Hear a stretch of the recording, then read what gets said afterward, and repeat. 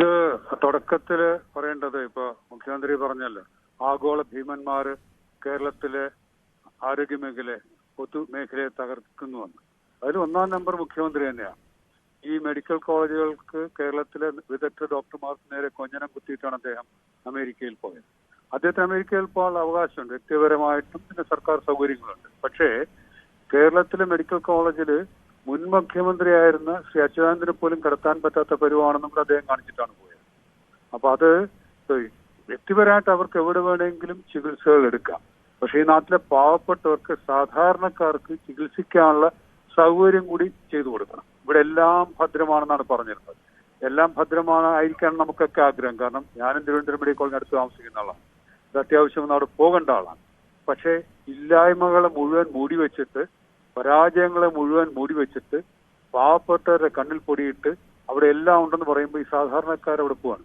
ഒരു ആരോഗ്യ പ്രവർത്തനം എന്ന നിലയ്ക്ക്, ഒരു പൊതുപ്രവർത്തനം എന്ന നിലയ്ക്ക്, ഒരു ഡോക്ടർ എന്ന നിലയ്ക്ക് ഇന്നും തിരുവനന്തപുരം മെഡിക്കൽ കോളേജിലെ വിഷയത്തിൽ ഇടപെടേണ്ടി വന്ന ഒരാളാണ്. പാവപ്പെട്ടവർക്ക് യാതൊരു നിവൃത്തിയില്ല.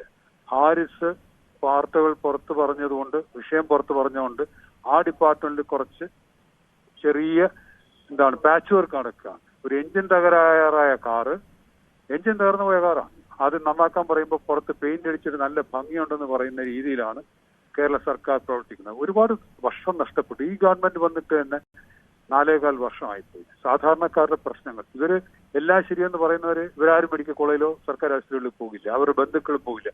നമ്മൾ ഉൾപ്പെടെയുള്ളവർക്ക് ഭയന്ന് പലപ്പോഴും പോകാൻ വയ്യാത്ത അവസ്ഥയാണ്.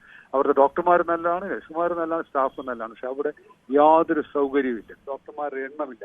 കാർഡിയോളജി, തിരുവനന്തപുരം മെഡിക്കൽ കോളേജ് കാർഡിയോളജിയിൽ ദിവസം 700 OP ആണ്. പേര് ചോദിക്കാൻ നേരം കിട്ടില്ല. 2 ഡോക്ടർമാർ 700 പേരെ നോക്കിയാൽ. അപ്പൊ ഇതാണ് ഇവിടുത്തെ യഥാർത്ഥ സ്ഥിതി.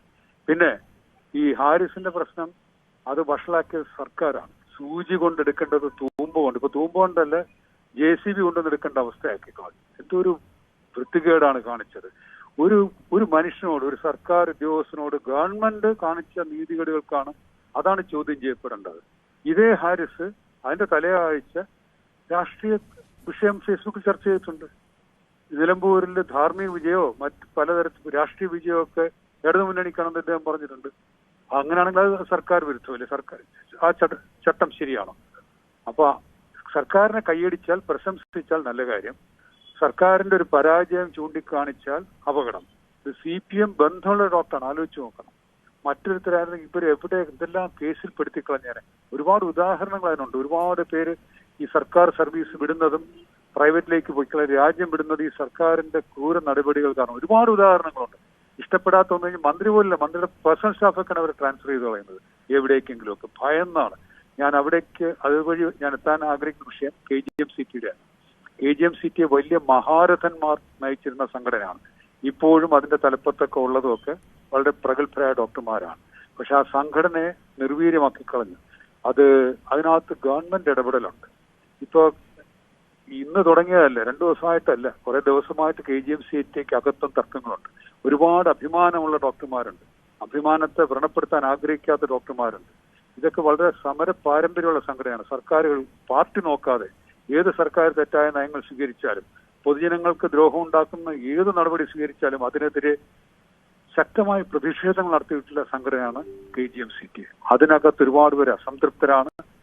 സർക്കാരിന്റെ തണലിൽ ചില സൗജന്യങ്ങൾ കിട്ടുന്നവരൊക്കെ ചിലപ്പോൾ അതിനകത്തൊക്കെ പെട്ടുപോയിട്ടാവും. അത് ഒരു സംഘടനയ്ക്ക് എന്നല്ല, ഒരു മെഡിക്കൽ പ്രൊഫഷണൽ, കേരളത്തിലെ പൊതുജനാരോഗ്യത്തിന് പോലും അത് ദോഷമായിട്ട് വന്നിരിക്കുകയാണ്. പിന്നെ ഈ പ്രിൻസിപ്പലും സൂപ്രണ്ടും അവരൊക്കെ എനിക്കും വ്യക്തിപരമായിട്ട് അറിയുന്നവരാണ്, എന്റെ ജൂനിയറായിട്ട് പഠിച്ചിരുന്നവരാണ്. അവരിങ്ങനത്തെ മനുഷ്യരല്ലാന്ന് എനിക്ക് ഉറപ്പാണ്. അവർ ശാസ്ത്ര വിദഗ്ധരാണ്, സാങ്കേതിക വിദഗ്ധരാണ്. പക്ഷെ ഇവരെ കൊണ്ട് ചെയ്യിക്കുന്നത് രാഷ്ട്രീയമാണ്.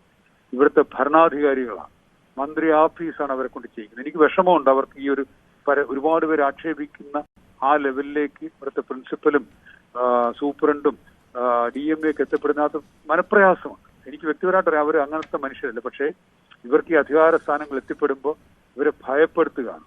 ഒരുപാട് സർക്കാർ ഇവിടെ ഭരിച്ചിട്ടുണ്ട്, വലിയ ശക്തന്മാരായ മുഖ്യമന്ത്രിമാർ ഭരിച്ചിട്ടുണ്ട്, ശക്തന്മാരായ ആരോഗ്യമന്ത്രിമാർ ഇവിടെ നേതൃത്വം നൽകി ആരോഗ്യവകുപ്പിനെ കൊണ്ടുപോയിട്ടുണ്ട്. അന്നൊന്നും ഇല്ലാത്തൊരു ഭീതി ഇവിടെ പറന്നിട്ടുണ്ട് ആരോഗ്യരംഗം മുഴുവൻ. അതുകൊണ്ടാണ് ഒരുപക്ഷെ ഇവരും നാണം കെട്ട രീതിയിൽ ഇവർക്കൊക്കെ പലപ്പോഴും സർക്കാരിന്റെ നടപടികൾ, ഡോക്ടർമാർക്ക് വരുന്ന നടപടികൾ ചെയ്യുന്നതായിട്ട് പൊതുജനത്തിന് മുന്നിൽ ധാരണ ഉണ്ടാക്കുന്നത്.